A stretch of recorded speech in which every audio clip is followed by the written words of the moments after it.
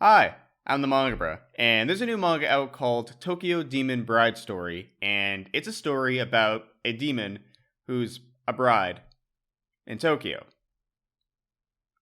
The title doesn't really give that much up for the imagination. Quite simply, Chapter 1 is a fun little chapter with a lot of things that you might already be familiar with.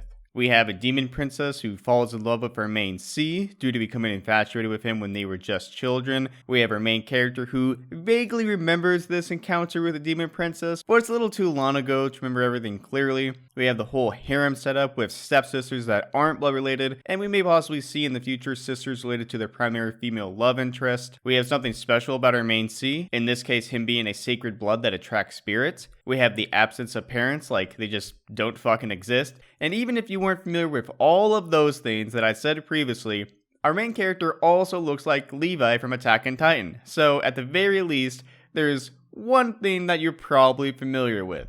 So overall, yes, there's a lot of things here that I have seen before, but that doesn't make it a bad thing. I was reading some comments in Viz Media that were saying this seems kind of standard.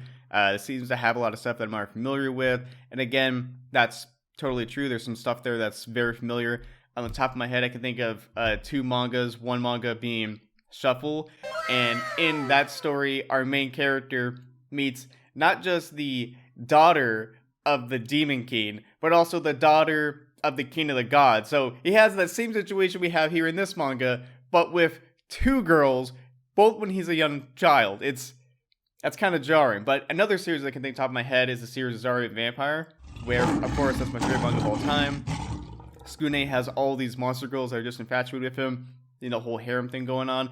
But he also has something special about his blood that not just Mocha, but other vampires find to be interesting as well. So there's stuff I've seen before, but there's a reason why I think that we see this stuff so often, and that's because it works. It makes a good, interesting story, and it might make a good, interesting story here too.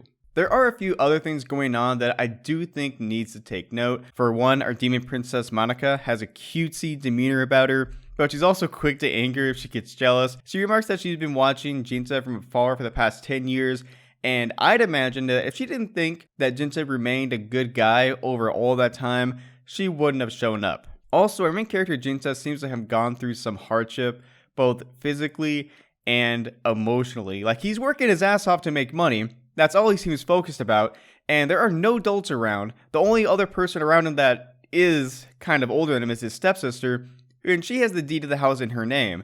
He mentions to Monica that he isn't the same person as he was before, and this makes me think that the reason why might be because his parents are dead. He doesn't seem so youthful or full of hope that a young man should be of his age. He appears more so that something affected him way too early, and it has made him now feel like he needs to grow up really fast. So even though there are a lot of similarities to stories that I do really like, and we might have the same kind of rom-com thing going on, I also feel like there's a potential for some drama, especially with Jinta, because again, we don't know what happened to his parents.